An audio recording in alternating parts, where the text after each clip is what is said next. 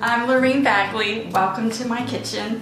I'm excited to make some dishes for y'all today and share some dishes I've already made. Everything that I have prepared and that you're going to teach you about today is going to be geared towards brain health.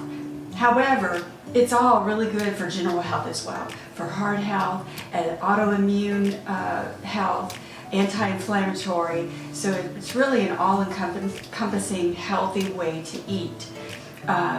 So turmeric milk is, first of all, we're going to start with a macadamia milk. Macadamia nuts are really high in monounsaturated fat, which is a good healthy fat for your brain and your heart. And it's just a really good tasting milk out of the nut milks that are available. I ordinarily would make my own macadamia milk, but there's a lot and time was short. But if you do want to make your own macadamia nut milk, all you do is you soak your macadamia nuts overnight, a cup of macadamia nuts to 2 cups of water. You put your soaked nuts into a blender, 2 cups of water, you blend it up, and then you simply strain it through a nut bag like this. And then once you get all the stuff in the bottom, you just kind of squeeze it out, and you have fresh macadamia milk that doesn't have any of the additives that some of the boxed macadamia milks have. Turmeric, we all know, is a fantastic anti-inflammatory, and it's also been proven to help with cognition and with brain health in general. Cinnamon, an awesome antioxidant as well. There's a full teaspoon of cinnamon in every cup and a half a teaspoon of turmeric in every cup. A 1/4 cup of ginger, which is also a very good anti-inflammatory spice. One thing is I'm going to tell you about spices that I learned in the course, and that is that spices and herbs contain just by volume so much more antioxidants than the foods we eat, like broccoli or cauliflower or whatever. So what I've been learning is to introduce spices and herbs into whatever I'm fixing or preparing for a meal. Then the other, I like to put vanilla. This is already flavored. The macadamia milk was flavored with vanilla, but vanilla kind of gives it a nice taste as well. And then I sweeten it with Lakanto. You can use whatever sweetener you prefer, Swerve or just plain erythritol. And then I add MCT oil because turmeric is best absorbed in the presence of fat. So if you're taking a turmeric supplement, you probably want to make sure that you're taking it with a meal that has fat in it. And then also make sure your supplement is the pepper or pepperine to help with the absorption, because turmeric is very difficult to be absorbed by our body. So we want to make sure that we're giving it every opportunity to be absorbed. So I'll go ahead and add the spices. Just blend it into your warm milk, and you can do this really quick at home. And it's just, it's such a comforting drink too. Like hot chocolate. Yeah, on cold days, and then while you're sipping it, just knowing that you're getting all these health benefits is really terrific.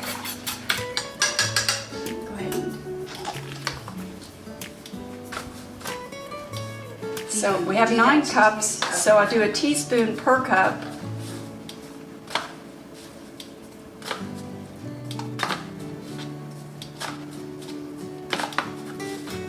There we go. And then the brain octane oil, same thing, a teaspoon per cup. I have an immersion blender I like to use because of the oil. You want to make sure that the oil has become completely mixed into your drink. I'm going to start it on very low. So let's see what it's going to do. I think low is perfect.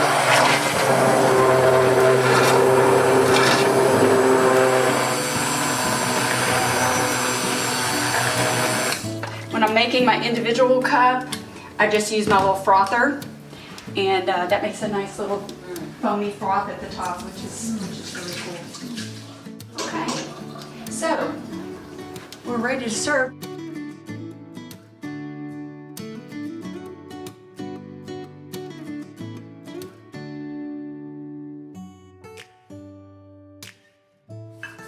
I've made a, it's called a Paleo Vanilla Granola, and it's modified from the Against All Grain cookbook. It is completely grain-free. I have recipes for all of you in the packet you'll be getting. And we've got little serving bowls here if y'all would like to help yourself to try that. I'm thinking it will go great with the turmeric milk. And I also prepared a garlic ginger almond cheese that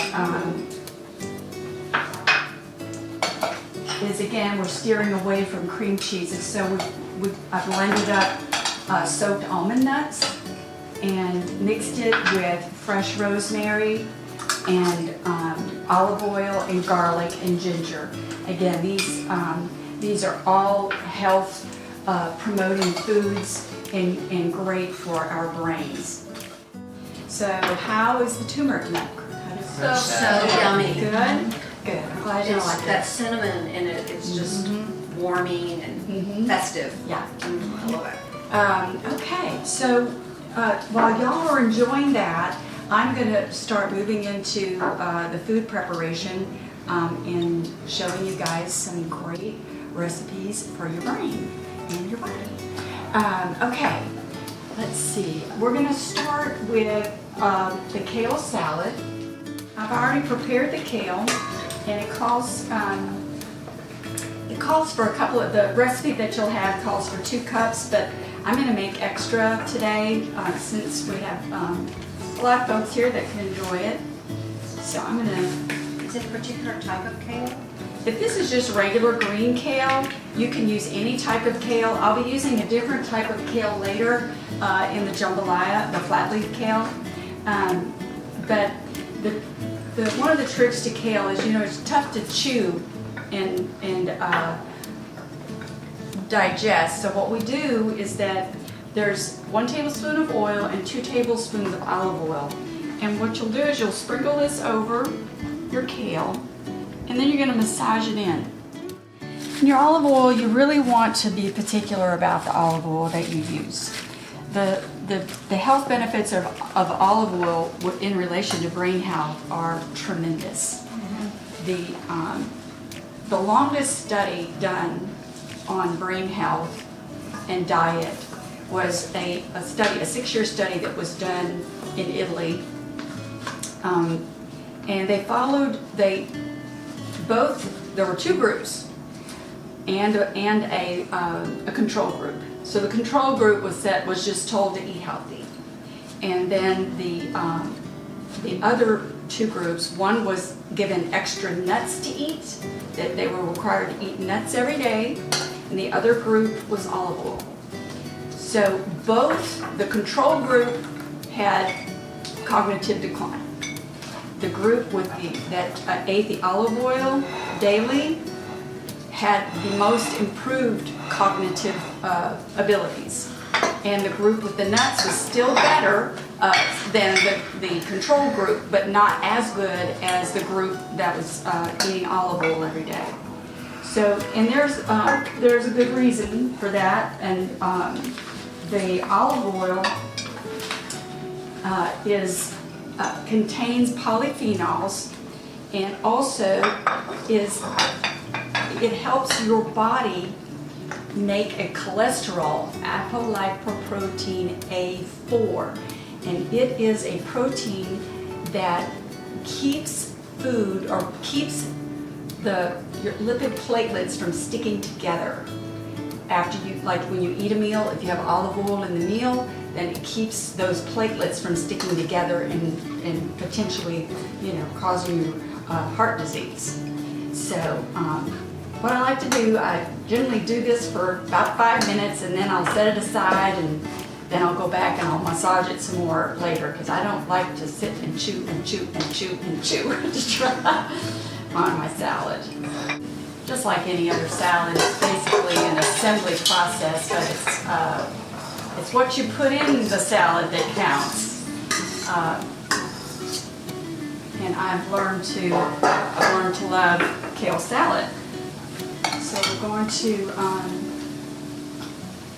add the shredded Brussels sprouts. Ooh. I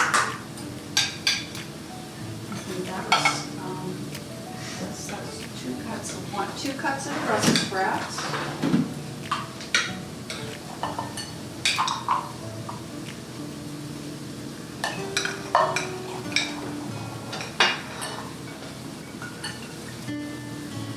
We'll put in a A little. little for good measure. Yeah, a little bit of measure since we have plenty. Then we're gonna do our sweet potatoes. So I've just started keeping some cubed roasted sweet potatoes around. They're so great to add into salads, and they just make a quick little snack or meal, or add to a meal. You just bake them and cube them and keep them. I cube them and then just toss them with some avocado oil. You don't really want to use olive oil when you're cooking. It's not a high heat oil, but avocado oil is a high heat oil and it's safe to use. It won't oxidize. On you. So then we're going to add the jicama. So jicama is high in inulin, which is the same thing that onions have, coincidentally, but jicama tastes a lot better. And I think I was with Lisa when I had jicama for the first time in a salad. I was like, what is that crunchy, delicious little thing in this salad? And found out that it was jicama. It is a resistant starch. So what that means is that that your body, you don't digest it. It passes through to your colon, and the bacteria in your colon eat this, and it helps you produce more healthy bacteria. Same thing with sweet potatoes. They are also a resistant starch. Cold rice. And cold rice and cold white potatoes. You eat them hot, they're not resistant.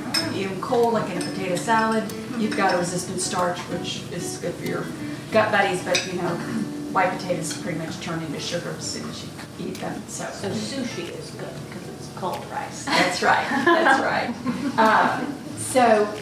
The nuts, I'm putting walnuts and also